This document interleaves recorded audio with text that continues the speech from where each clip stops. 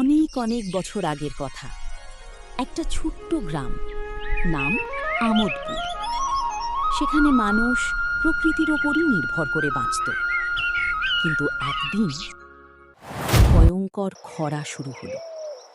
মাঠ ফেটে গেল, পুকুর শুকিয়ে গেল, মানুষের মুখে সুখ নেই।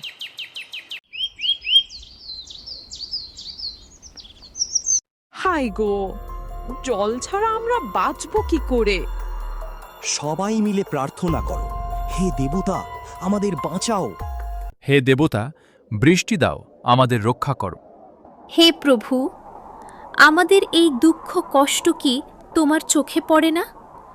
একটু মুখ তুলে চাও প্রভু। পুকুরে জল নেই, মাঠ শুকিয়ে গেছে, চারিদিকে শুধু হাহাকার।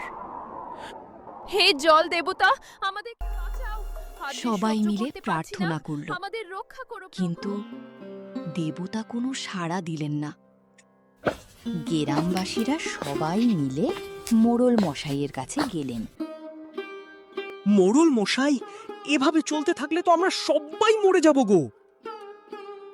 কিছু একটা করো মোড়ল মশাই, আমাদের বাঁচাও। এখন তো রাজা মশাইয়ের কাছে যাওয়া ছাড়া আর কোনো উপায় নেই। রাজা মশাই যদি কোনো বুদ্ধি বের করতে পারেন। চলো চলো, সবাই মিলে রাজা মশাইয়ের কাছে চলো। আর দেরি করলে বড় বিপদ হয়ে যেতে পারে। গ্রামবাসীরা সবাই মিলে রাজামশাইয়ের কাছে চলে যায়।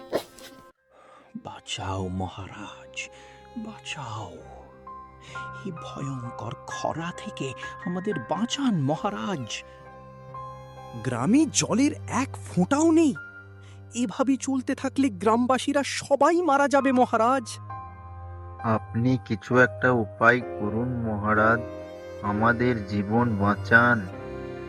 এইভাবে চলতে পারে না, গ্রামবাসীর কষ্ট আমি চোখে দেখতে পাচ্ছি না। পণ্ডিত মশাই, তুমি এর কিছু একটা সমাধান বার করো, না হলে যে আমি নিজেকে ক্ষমা করতে পারবো না। হ্যাঁ মহারাজ, একটা উপায় আছে।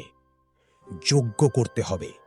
যজ্ঞ করলে দেবতারা প্রসন্ন হবেন, তাহলেই আবার বৃষ্টি শুরু হবে মহারাজ।